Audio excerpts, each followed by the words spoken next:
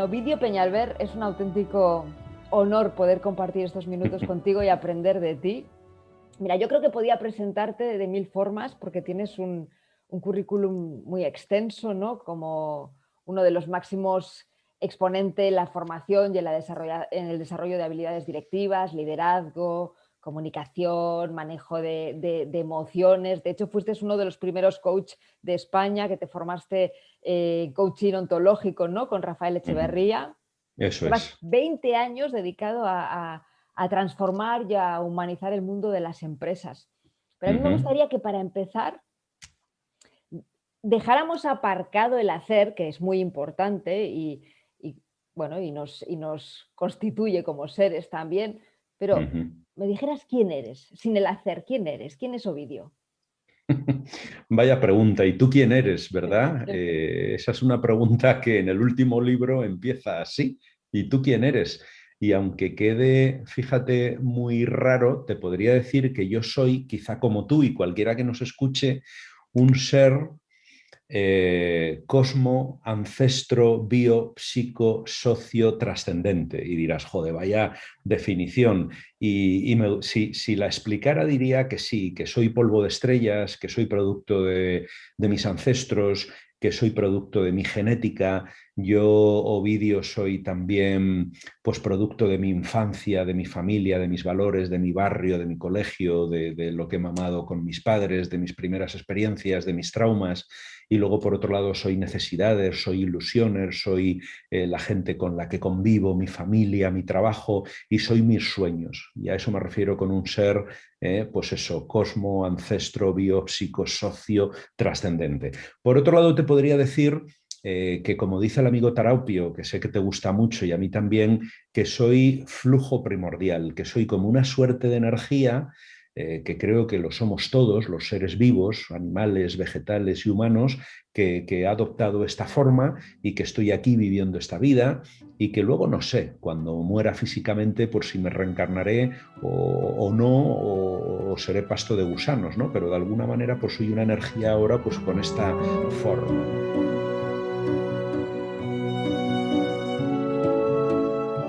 Fíjate que haces gala a tu nombre, al poeta romano Ovidio, en la Sí, capacidad de comunicación y de retórica. Qué importante también es el lenguaje para crear realidades. total. Y el nombre, la gente que nos escuche y le guste la psicogenealogía o las constelaciones o todo este mundo, el nombre te marca muchísimo, porque desde que de pequeño te puedes imaginar se cachondearan de mí por el nombre o me llamaran Obi-Wan Kenobi porque era la película de turno, ¿verdad? A que a mí siempre me han llamado por el nombre y no por el apellido, es decir, te da cierta personalidad y unicidad y te diferencia, no es como llamarte Carlos González Martínez, ¿verdad? Que al final, por otro lado, yo me llamo igual que un tío mío, que un primo mío y que mi abuelo materno. Entonces eso es muy curioso porque de alguna manera también se depositan determinado tipo de esperanzas o identificaciones con la persona de quien llevas el nombre. Es decir, que aquí el lenguaje genera realidad con el nombre, te diría que es de los mejores ejemplos. Sí, sí, y herencias emocionales. Dicen que llevar el mismo nombre de tus ancestros también te Claro, lleva una carga emocional muy concreta, energética. Luego entramos en ese tema muy porque bien. hay muchas cosas que me gustaría hablar contigo, pero bueno, tú has hablado, ¿no? Soy flujo primordial. Vamos a ver Sí. si en esta conversación podemos llegar a ese núcleo. A ver si lo Uf. conseguimos, ¿no? Porque tú tienes un trabajo de años admirable y toda una trayectoria humana y profesional muy transformadora. Me consta que estás transformando desde el núcleo a muchas empresas. Pero antes de nada, ¿no? Hemos hablado de Ovidio, pero también me gustaría hablar del oráculo de Delfos. Nos vamos a Grecia. Ujú. Como antes de entrar en el templo de Apolo en Delfos, ¿no? A los viajeros les decían, antes de preguntar a los dioses, conócete a ti mismo. Sí. Quizá la base, la esencia de toda transformación empieza en ese conócete a ti mismo. Ujú. Estoy totalmente de acuerdo y creo que además la vida, consciente o inconscientemente, consiste, entre otras cosas, ahora principalmente en conocerte. Jung hablaba de la individuación, es decir, en hacerte un individuo, una persona que pasas por distintas fases, muy fusionado con tu madre en principio y luego llega un momento en la adolescencia en que te quieres desfusionar totalmente y empiezas a ver tu sombra y no la reconoces y luego la integras, en fin. Pero lo mismo hablan algunas culturas orientales, ¿no? Hasta qué punto me tengo que ir desapegando poco a poco, y es la manera de conocerte, ¿no? Después de haber aprendido, pues devolver lo que has aprendido y que llegue un momento en que no necesites nada, podrían decir algunas religiones. En definitiva, a mí me da la impresión de que muchas veces te terminas conociendo desde el dolor.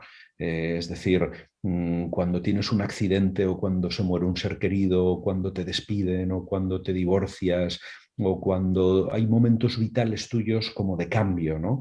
Y eso pues te permite parar y tener cierta introspección y querer cambiar cosas. A veces ocurre a lo mejor en momentos de profundo abatimiento, de profundo, yo qué sé, depresión, aburrimiento, y probablemente desde el estar enfermo o desde el estar muy deprimido, desde ahí sale como una nueva etapa tuya. En definitiva, yo creo que ese viaje hacia ti, yo lo trabajo mucho en mis sesiones individuales con las matriuscas, ¿no? Y entonces es ir quitándote capas, capas, y pasar de ese ego, de ese yo que has configurado, que está bien, que es instrumental y con el que te manejas, e ir conectando con ese ser profundo, primordial. Y este es un trabajo que es muy complicado y que probablemente iniciamos muchos y no llegamos ni la mitad a él. Y yo creo que mucha gente ni lo inicia, pero no quiero decir que sea mejor ni peor, ¿no? ¿Cuáles fueron esos momentos clave en tu Sí, vida que marcaron un antes y un después, ¿no? Que pasaste de sí, ese estado quizá de hipnosis, llámale de estar dormido, hipnótico, a darte cuenta de que tú no eras eso que te habían hecho creer que eras, o esas etiquetas exacto. que te habían dicho que tú eras.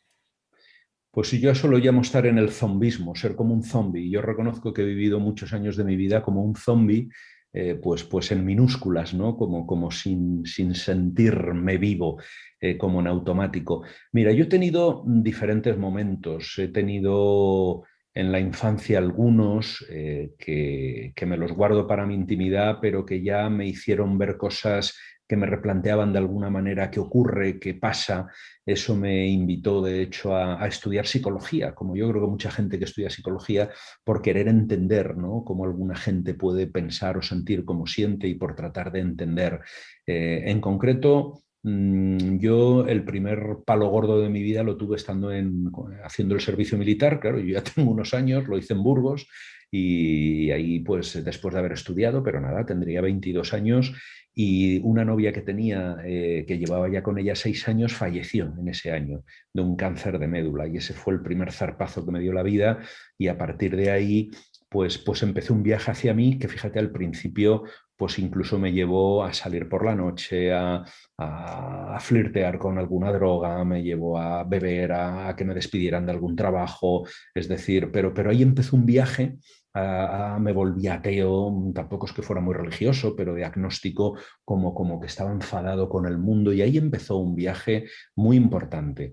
Luego, el haber conocido a mi actual pareja después de 26 años, no sin haber estado un par de veces a punto de dejarlo, ¿no? Pero yo creo que ahí he tenido como un ser de luz o como una maestra que me ha ayudado mucho a mirarme al espejo. He tenido 2 accidentes de coche, uno por culpa mía y otro por la otra persona, pero da igual. En cualquier caso, fueron 2 momentos como muy de shock, ¿no? De decir, joder, ¿qué ha pasado? O sea, ahí le ves a veces la cara a la muerte, me replanteé cosas, ¿no? Y reevalué mis valores y tomé decisiones. Y el último, sin ir más lejos, pues ha sido hace un año largo, en la primera etapa del COVID.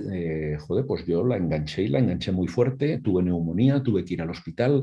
Era en las primeras semanas que estaba todo atestado de gente, donde te daban 10 o 12 medicamentos. Joder, me daban contra la malaria, contra el SIDA, era para matar cualquier bicho que pudieras tener, y necesité respiración en la habitación porque no podía respirar. Y hubo una noche en concreto que lo pasé realmente mal, y ahí me replanteé temas de cara a mi vida profesional que he cumplido, afortunadamente. En definitiva, desde mi punto de vista, he tenido que tener situaciones complicadas para cada vez adentrarme más en mí.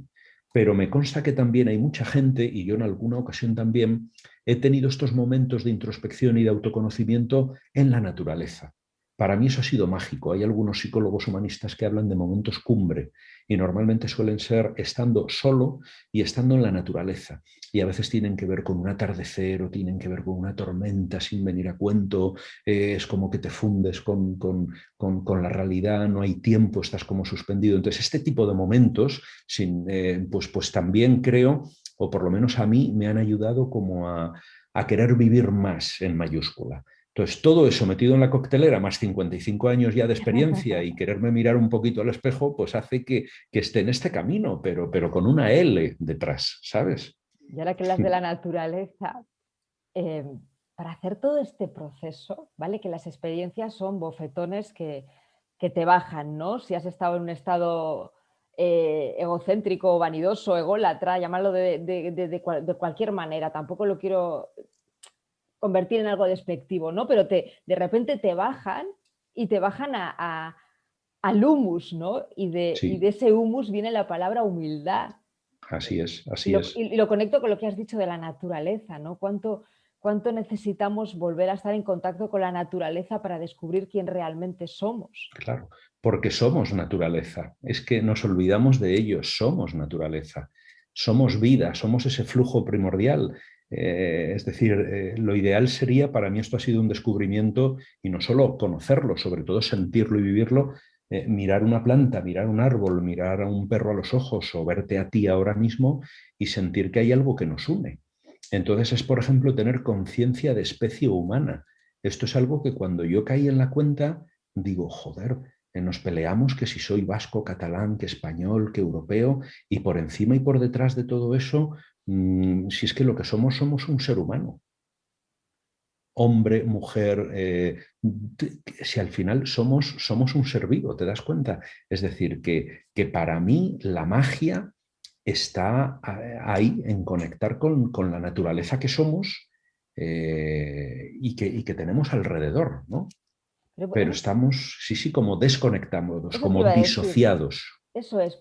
¿Qué nos ha llevado a perder nuestra conciencia de naturaleza? Pues mira, a mí este tema me encanta y sin ser un especialista, pero lo que he leído de antropólogos o de historiadores incluso, ¿verdad? De alguna manera es esa desconexión probablemente con la naturaleza.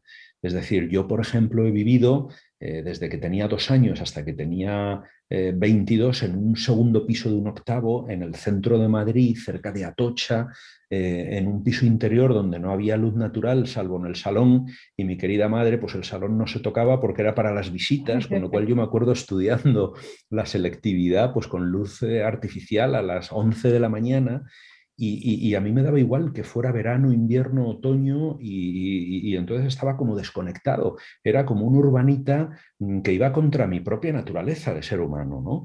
Ahora recuerdo el por qué siendo pequeño, cuando íbamos al campo, mi padre me llevaba a la casa de campo de vez en cuando. Yo recuerdo que me daba por abrazar árboles, me quedaba como ensimismado viendo un parque porque tenía ausencia de parques. Algunos dirán, joder, pues pobrecita tu infancia. Bueno, ha sido muy feliz en otros aspectos, pero en este reconozco que he estado capado literalmente del contacto con la naturaleza, que creo que es lo que en la sociedad en general ha ocurrido. A poco que pensemos pues cómo eran nuestros antepasados, que estaban cazando, recolectando, que se ensuciaban las manos tocando la tierra, que estaban cambiando de un lugar a otro, que no conocían fronteras y que estaban y se regían por la luz del sol, por la oscuridad, por el fuego, por el viento. Dices, si es que al final la naturaleza es lo que conecta al ser humano. Y eso creo que es la gran herida. De hecho, fíjate, hace 3 años hice una formación muy interesante en ecopsicología que funde la ecología y la psicología y se trata de aprender de la naturaleza para crearte como ser humano. Y la naturaleza es resiliente, la naturaleza te enseña ciclos, te enseña que la muerte es vida, la naturaleza te enseña un montón de leyes, que no hay líneas rectas, que las formas son caprichosas, que hay patrones, entonces al final ahí tenemos la sabiduría y creo que eso lo hemos perdido, honestamente. Fíjate que tengo apuntada aquí una frase de Hermann Hesse preciosa al hilo de lo que le decías y al hilo de tu amor a los árboles, que dice, fíjate, los árboles, dice, son santuarios. Quien puede hablar con ellos, quien sabe cómo escucharlos, sabe la verdad. No predican doctrinas o recetas, predican la ley primordial de la vida independientemente del individuo. Qué bonito. Qué bonito, ¿verdad? Lo que Sí. es muy al hilo de lo que estás diciendo, ¿no? Y, y qué importante, primero, darse cuenta con humildad, ¿no? Lo que estabas comentando, ¿no? Momentos duros en tu vida, especialmente duros que te han hecho, me imagino que romper o ponerte frente a frente con tus creencias, tus patrones, tus paradigmas, toda esa información que ha ido construyendo tu ego, Sí, empezar a quitar todas esas capas y llegar total. a tu esencia, ¿no? Y en ese Mira, momento, te cuento uno. África. Recuerdo, trabajaba en Arsanyan y como consultor pues viajaba por medio mundo, especialmente por Latinoamérica. Y te hablo de hace 18 años, pues Internet no estaba como está ahora, ni los móviles. Entonces mi hija mayor ya había nacido. Y entonces, fíjate, me escribía cartas con mi mujer y me mandaba fotos de la niña, pero claro que llegaban una semana después. O sea, parece del abuelo Cebolleta, pero esto era antes de ayer. Entonces, claro, yo volví después de 2 meses, fui al aeropuerto a recogerme mi mujer con mi hija mayor y cuando la fui a tomar en brazos, ¿qué es lo que hizo? Pues se puso a llorar. Y aquello fue para mí como un revulsivo de decir, joder, ¿qué estás haciendo con tu vida? Vas de ejecutivo, viajando, puede que ganes dinero, tienes glamour, estatus, vienes en avión, pero leche, ya te has perdido los 6 primeros meses de la vida de tu hija y esos no vuelven, ¿no? Entonces, esa fue una situación, por ejemplo, que a mí me hizo tomar la decisión de dejar ese trabajo y buscar otro en otras condiciones, quizá aunque ganara algo menos o con otras condiciones, ¿no? Llegó un momento, por ejemplo, que emprendí. Y esto fue hace 16 años. Y después de llevar 8 años en el grupo Unión Fenosa, que mi madre me decía, la mujer, joder, qué bien, al mayor ya lo tengo en un banco, en el Santander, al pequeño en una eléctrica, como diciendo, ya les tengo colocados, esto ya está todo genial. Entonces, claro, cuando yo decidí después de ese tiempo decir, me voy y me voy a emprender con unos socios, pues claro, ni te cuento, incluso amigos que decían, tú estás loco, chaval, pero, joder, pero si tienes un trabajo medio fijo, si de ahí no te despiden a no ser que robes y tal. Entonces, claro, hay un momento en el que hay que tener una determinación y lanzarte al vacío y dejarte fluir, ¿verdad? Que eso te pega además un subidón y te mete una bengala de creatividad que es digno de vivirse en algún momento de la vida, aunque yo respeto a cualquier persona. Mi padre era funcionario, por otro lado, o sea que fíjate si yo he mamado lo que es el concepto de seguridad, ¿te das cuenta? Entonces, bueno, lo es importante que es mirarte, perder, sí, no, lo importante que es perder. perder el miedo y salir de esa zona de confort de la que tanto nos cuesta salir, para Así buscar es, soluciones desde otro nivel de conciencia, que decía Einstein también, por cierto. sí.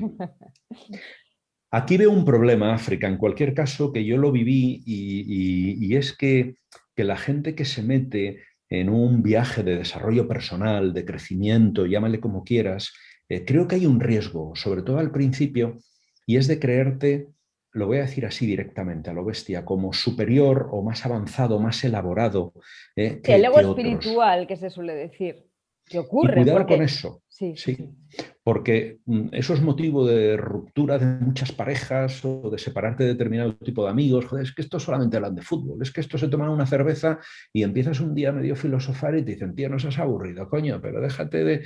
Entonces, claro, llega un momento en que dices, buf, y parece que, claro, que como vas a muchos cursos como este, pues te empiezas a meter en la secta, ¿verdad? Entonces, esto tiene un peligro Ovidio, importante yo he también. estado ahí, ¿eh? Yo he estado ahí. Yo he estado en el ego Claro, espiritual y hasta que me di cuenta que era otra forma más del ego sí, disfrazado de ser más digno. sí, Y ahí me volví yo por lo menos a pegar una bofetada. O claro, sea, otra vez volví al humus. exacto, Pero creo tierra, pa. sí, creo que es necesario también estar ahí, darse cuenta de todo eso, ¿no? Sí. Porque es parte del Bueno, yo creo aprendizaje. que la vida es darte bofetones, es estar momentos de plenitud y de felicidad, ahora de vez en cuando de tristeza y permitírtela y abrazarla y sentirla, porque las emociones, su prefijo lo dice, mover, te llevan a la acción. Entonces, si estás triste, eso es adaptativo, algo habrás perdido o algo temerás o tienes miedo. Entonces, yo puedo decir ahora que llevo una etapa siendo muy feliz o estando bien, pues porque ha habido otras que he estado mal, por contraste, pero si siempre estuviera bien, eso pasaría a ser lo normal, mi línea basal. Entonces, claro, pues hay que sin ser ciclotímicos de libro patológicos, pues hay que reconocer que estamos así como en una línea pues que sube y que baja, ¿no? Pero es muy bueno lo que has dicho, ¿no? Porque cuando hay ese tufillo a cierta superioridad, Mm, ahí ya algo en tu interior te está diciendo que por ahí no es. justo, Y de ahí rescato una frase tuya que sé que es muy importante para ti, que dice, no se puede ser mejor líder que persona. sí, Porque todo esto lo sí. podemos trasladar al mundo de la empresa.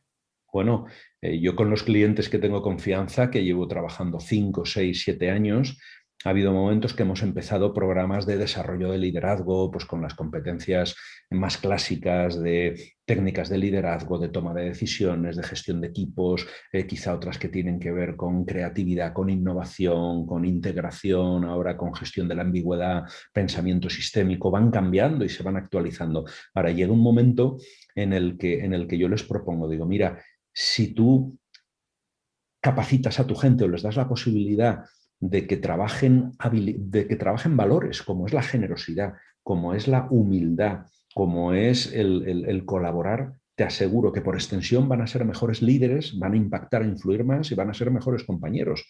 Es decir, si ayudas a tu gente o colaboras en que sean mejores personas, es que, digamos, ser un buen profesional es una extensión de la persona que tú eres.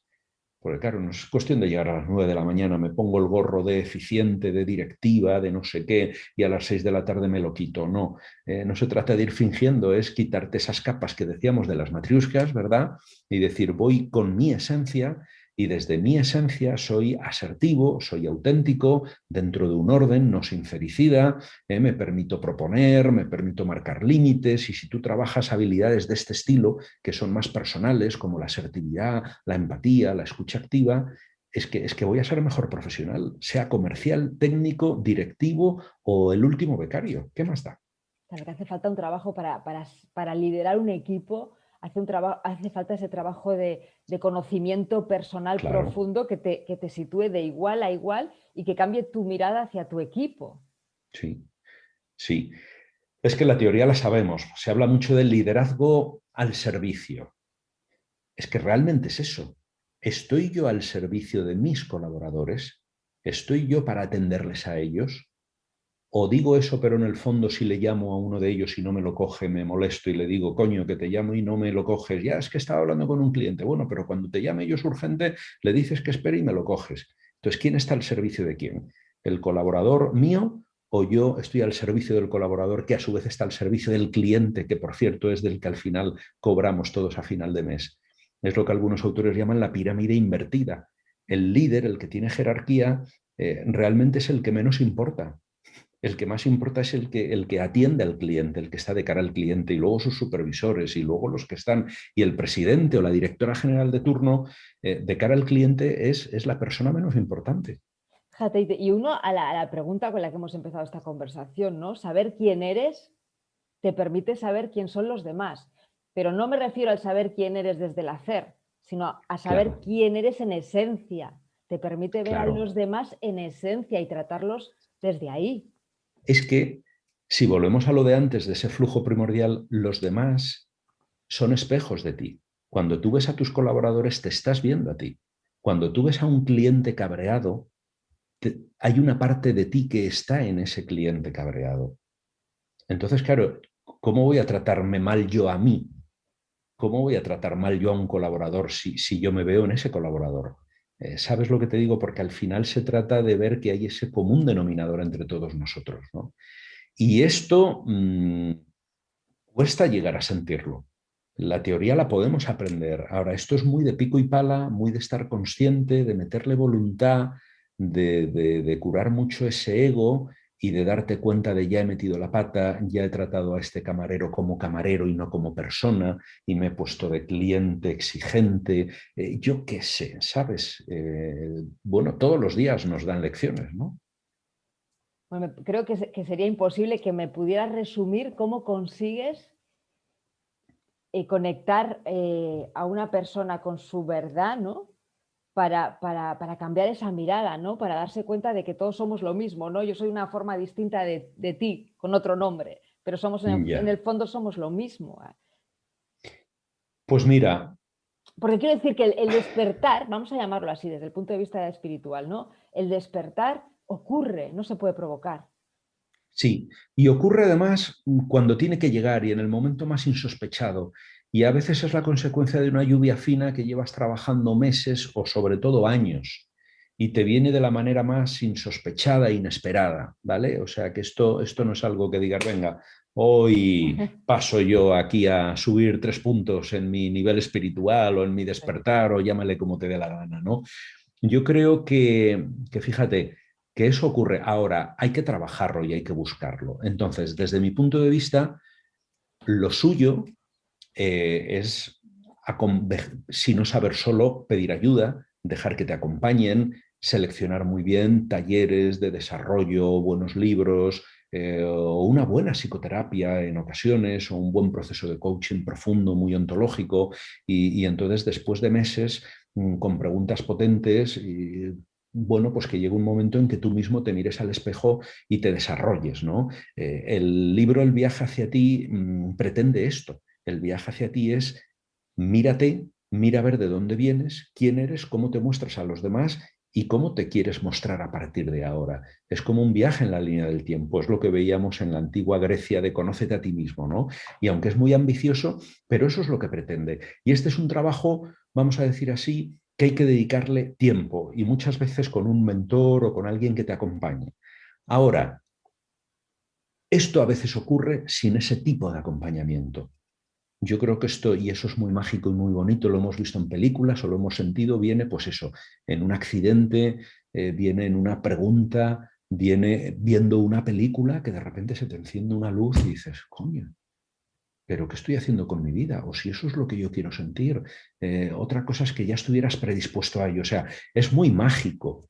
A cada persona le llega de una manera diferente y eso es lo bonito, ¿no? Bueno, aquí tengo el libro del que hablamos, El viaje hacia ti, Es. que me parece un libro para trabajarlo, ¿eh? Es muy Sí. práctico porque son muchos ejercicios, muchas preguntas sobre las que reflexionar. Explícanos un poco el proceso del método arbóreo. Bueno, pues el método arbóreo básicamente Perdona, lo que... que lo creaste, perdona, lo creaste después de la experiencia que has contado del COVID, ¿no? Bueno, si te soy honesto, este lo llevaba yo masticando y mascando un par de años. Y lo escribí ya el verano anterior al COVID. En el COVID, digamos que me ayudó a tomar decisiones, sobre todo personales y profesionales, pero esto fue previo. Entonces, ¿el modelo arbóreo de qué viene? Pues viene de la mezcla, uno, de que a mí la naturaleza me encanta, me resulta mágica, me transporta o me conecta con algo difícil de expresar. Y mi amor por los árboles, pues es que viene desde cuando era pequeño. O sea, yo sí, lo reconozco, soy un abraza árboles, sin ningún tipo de complejo, pero es que ya lo hacía. Hace, cuando era pequeño, yo no sé por qué, me daba por tocarlo, por olerlo, no sé. El caso es que para mí han sido, y es algo arquetípico, es algo mágico, ¿no? Y tiene su explicación en todas las culturas. Ha habido un árbol de la sabiduría, el árbol tiene una mística en todas las culturas, transcultural, muy interesante. Bien, el caso es que me pareció un símil muy bonito con el ser humano.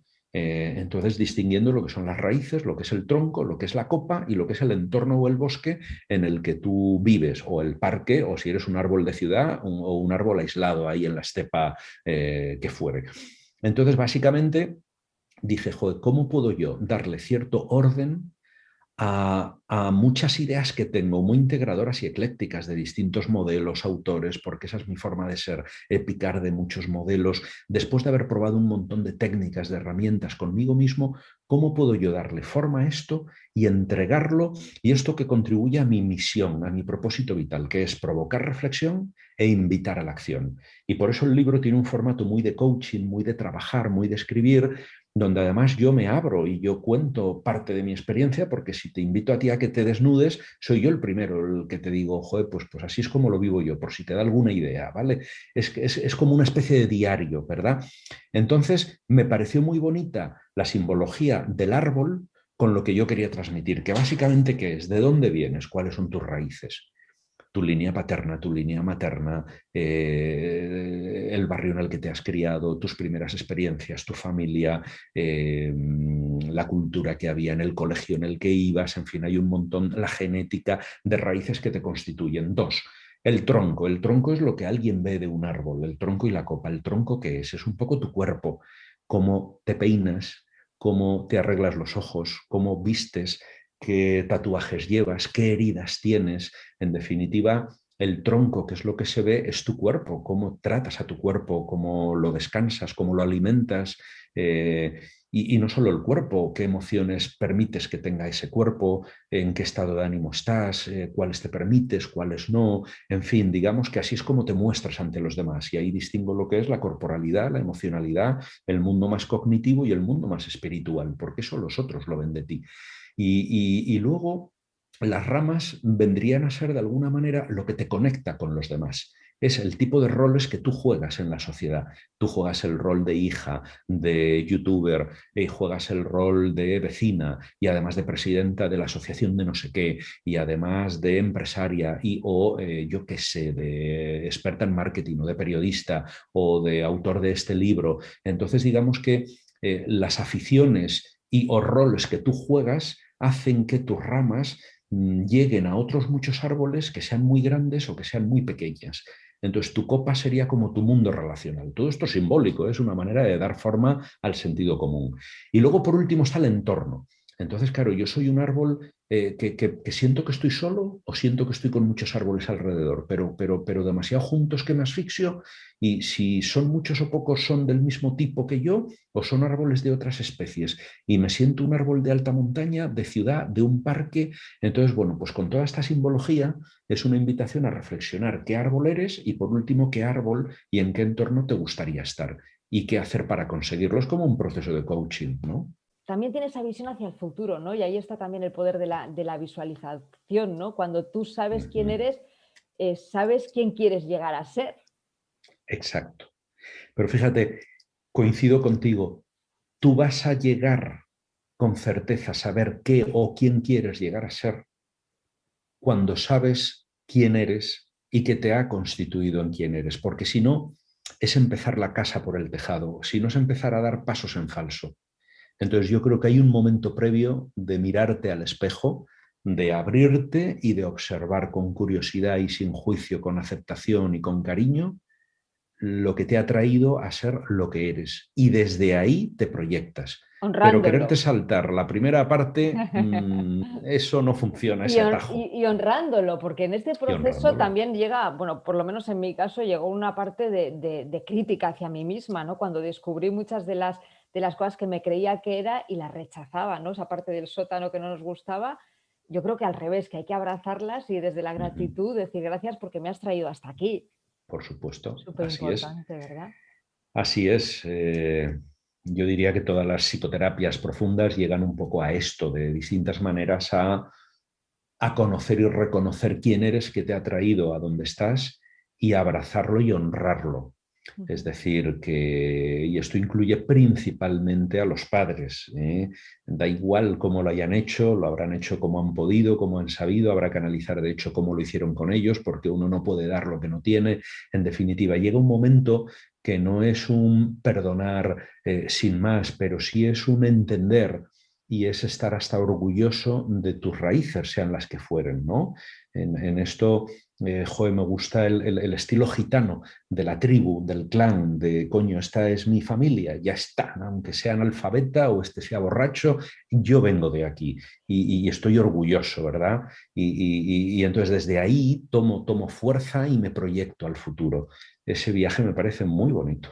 Y luego hay una parte, tú hablabas de magia antes, pero hay una parte que yo creo que es realmente mágica, ¿no? Que cuando vas haciendo todo este proceso de construirte y de conectarte con tu verdad y con tu esencia y llegas a conexión en la naturaleza porque te das cuenta de que eres una ola dentro de ese océano.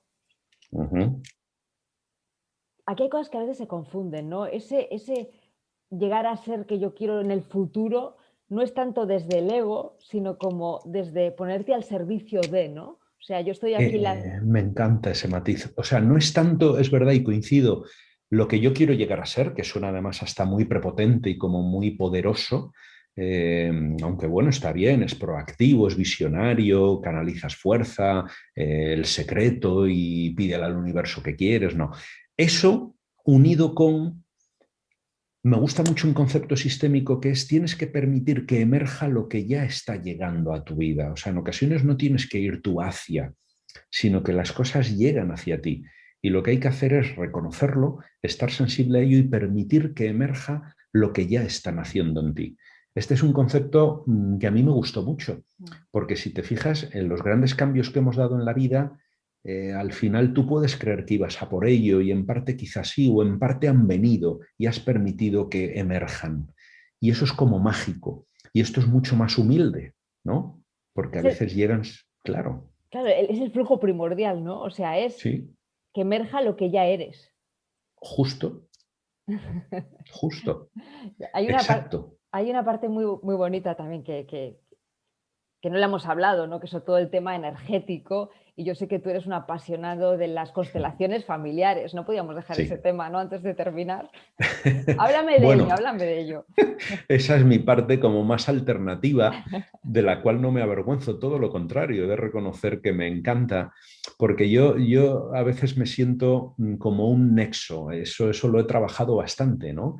Porque en el mundo científico soy el alternativo y el raro, pero en el mundo raro o místico o alternativo me gusta dar un toque de ciencia, ¿no? Entonces yo pues lucho por esta apertura a otro tipo de técnicas, de teorías más energéticas, más comprensivas, más alternativas, pero lo hago desde dentro del Colegio de Psicología de Madrid, al cual pertenezco y además en una posición activa, ¿vale?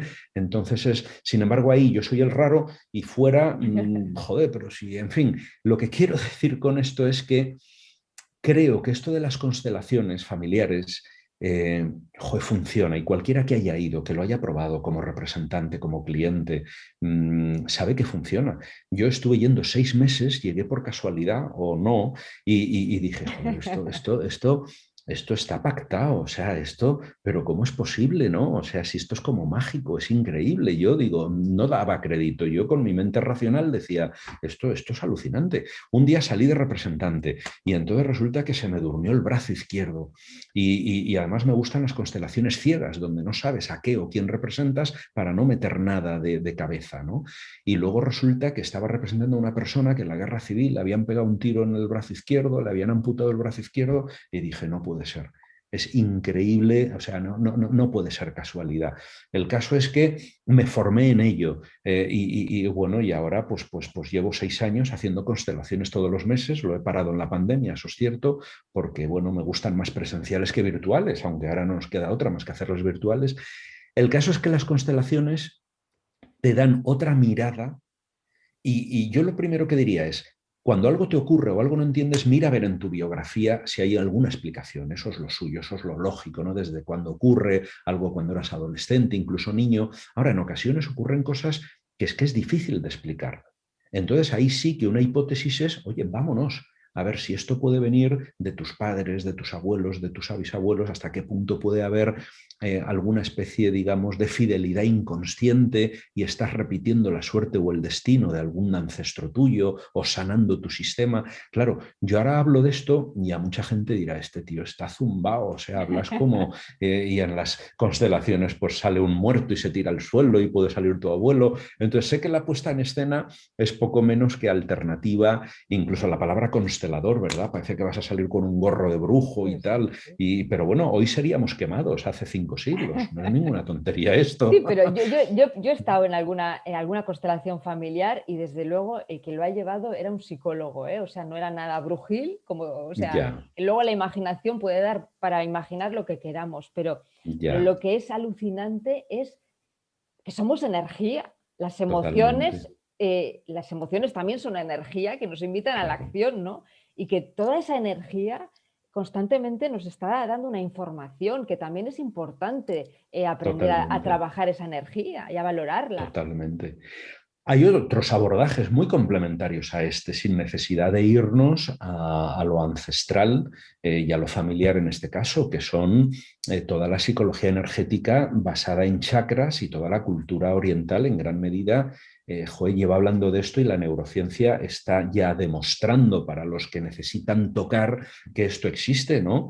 Y esos 7 chakras y de alguna manera cuando los trabajas, sobre todo desde el movimiento, desde el cuerpo, para no meterle razón y te das cuenta que hay cambios en ti, no solo en cómo te sientes, sino en cómo actúas y además es lento, a corto, medio plazo, es como mágico, es como un código diferente al mental. Entonces a mí me gustan todas las técnicas que son, digamos, bottom-up, de abajo arriba, que empiezas trabajando corporalmente, empiezas a sentir y luego por último le das significado y le pones palabra, porque históricamente lo que nos han enseñado en la psicología más clásica, en el coaching más clásico, es qué creencia tienes, cambia tu creencia, cambiará tu forma de sentir y desde ahí cambiarás tu forma de actuar. ¿Es cierto? Sí, pero es mucho más cierto que va de abajo arriba, es más rápido y es más mágico. Y nótalo en tu cuerpo y escúchalo y atiende a tus sueños. Hay autores que hablan del cuerpo sueño, ¿no? Como diciendo, nuestro inconsciente está en el cuerpo, escuchándolo y en los sueños, ¿no? Y atendiéndolos. En definitiva, ahí hay un mundo inconsciente que creo que sigue estando muy poco explorado, ¿no? Pero es que el trabajo del conócete a ti mismo es integral, ¿no? Es Claro, cuerpo, conexión con la naturaleza, conexión con tu propia energía y también conexión con tu propia mente, creencias, patrones, claro, paradigmas. claro. Es muy integral. No Sí, solamente nos sí, podemos quedar en lo que pensamos de nosotros mismos y inventarnos otro yo ideal para ser más felices. exacto. Y la dimensión social, es decir, somos animales sociales. Entonces, cómo lo llevas con tu familia de origen, con tu familia actual, con tus amigos, con tus compañeros de trabajo, con tus vecinos. Es decir, que vivimos, somos seres sociales y esa dimensión es vital, ¿no? Y yo a veces mi ego lo formo por lo que otros dicen de mí, es decir, yo recojo los juicios que otros tienen de mí y me los creo como míos, ¿no?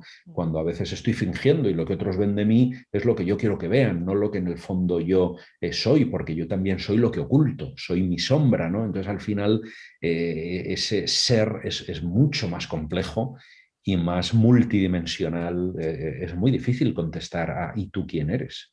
Creo que es maravilloso y ya terminamos con este vídeo Sí, porque no quiero robarte más tiempo, pero me apasiona hablar contigo y hablaría horas, ¿eh? es Porque mutuo, África. pero es maravilloso, ¿no? Darse cuenta como esa mirada tan profunda, tan verdadera hacia la autenticidad, porque realmente es un camino hacia nuestra verdad y hacia la autenticidad, se está Sí, llevando al mundo empresarial, ¿no? Lo estás llevando al mundo empresarial que sí, realmente desde ahí se transforma la sociedad, además de la educación, por supuesto, pero desde el mundo claro. empresarial, ¿cómo estás llevando todas esas creencias, toda esa experiencia tuya personal? Porque para transformar y acompañar en la transformación a los demás, tienes que transformarte tú primero, ¿no? Pero ¿cómo lo estás llevando, ¿no? ¿Cómo se está viendo esa transformación en ese mundo que necesita Sin duda. transformarse? Y lo necesita mucho. Vamos, los que nos escuchen saben el nivel de fingimiento que hay en las organizaciones, el miedo a ser despedido, el paro que hay hoy en día, el cómo pues al final no soy yo y quiero quedar bien, pues porque hay intereses de promoción, de caer bien. O sea, el mundo laboral es una extensión nuestra que muchas veces está muy teñida de aparentar y es muy difícil que salga tu ser más profundo, ¿verdad? Ahí jugamos mucho con egos y además se ve en algunos directivos hay unos niveles de patología muy importantes a la hora de tener poder, a la hora de yo mando, yo tengo pues poder de decisión y cómo se comparan. Joder, ahí, no sé, es muy curioso observarlo desde el punto de vista antropológico, sociológico y psicológico. Entonces, precisamente por eso, y porque ahí pasamos 8 o 10 horas a veces de nuestra vida, durante muchos años de nuestra vida, es necesario que entremos. Lo que ocurre es que hay que entrar con un lenguaje empresarial, porque si no, no podemos entrar. Es decir, hay que conocer la empresa por dentro, es conveniente tener una formación no necesariamente de empresariales o de ADE, pero a lo mejor un máster en dirección de empresas o haber trabajado en una empresa, saber qué es producción, marketing, qué es un proveedor, un cliente, una cadena de valor. O sea, hay que hablar el lenguaje empresarial, punto número 1. 2, cuando en formación y desarrollo, pues con un coaching de equipo, en un taller formativo de competencias conversacionales o de trabajo en equipo, hay que ir un poco a lo profundo, contacto, con juegos, con ejercicios, sin decir que vas a hacer una constelación, pero vamos a hacer un roleplay colectivo. Venga, ¿quién quiere hacer de cliente? ¿Quién de proveedor? Ponte ahí. Entonces, claro que lo llevas. Vamos a hacer una dinámica, venga, y empezamos a movernos por la sala y empezamos a andar y mira a ver en el día a día cómo vas tú por el pasillo y si vas más rápido, cómo te sientes y si vas más lento. Entonces, es como irlo metiendo así como que sí, como que no, y la gente entra. Y desde luego donde entran a cuchillo es en procesos de coaching ejecutivo individual. Ahí en una tercera, cuarta, quinta sesión, joder, si has generado un buen vínculo y hay una buena alianza, la gente se te abre, te cuenta tus miedos, te cuenta pues sus desafíos, te cuenta sus historias más profundas y ahí te das cuenta de que detrás de un directivo, un técnico, quien fuera, hay un ser humano. Hay un momento muy mágico en los procesos de coaching ejecutivo individual, donde quizá no en la primera sesión, pero sí en la segunda o la tercera, pues el coachee o el cliente se muestra como la persona que es, al margen de la función o el cargo que tenga. Y te habla de sus miedos, de sus necesidades, de sus expectativas, de sus ilusiones. Y ahí es donde yo creo que podemos hacer un montón. Hasta qué punto sienten que están alineados con su misión personal, hasta qué punto pueden aportar en la organización, sobre todo aquellos que tienen equipos, ¿verdad? Porque tienen, ahora se habla mucho de liderazgo saludable, de wellness, es decir, que se empieza a poner de moda el empezar a hablar de hasta qué punto te cuidas y cuidas a los demás en su salud, en su bienestar. Entonces, por ahí hay una puerta buenísima para todos estos temas. O sea, a mí me gustaría terminar diciendo que el reto, por lo menos para mí, y creo que muchos van a coincidir, es una cuestión de expectativas. No es estar buscando una felicidad puntual, un desafío cumplido, una meta. De verdad, cada vez me creo más que ahora mismo esta conversación que hemos tenido, el que nos está escuchando, si lo ha disfrutado al 100% y está aquí presente, bienvenido sea. Y ahora cuando cortemos, pues lo que vayamos a hacer cada uno es hacerlo con esa conciencia plena, que no implica meditar todos los días media hora sin que venga ningún pensamiento con una postura perfecta. O sí, implica intentar hacerlo en todo momento, paseando al perro, comiendo, duchándote, ahora. Y desde luego con una actitud positiva y constructiva, es decir, autoliderándonos y queriendo vivir con un pensamiento positivo y joder, que es que merece la pena, porque es que esto va pasando muy rápido y este flujo se va apagando y no sabemos en qué va a revertir. Como Entonces, decía Pau Donés, vivir es urgente. vivir es urgente. Ese sería el cierre. Ovidio, es un placer escucharte y aprender de ti. Igualmente. Muchísimas gracias. Gracias, África. Gracias. Chao. Chao.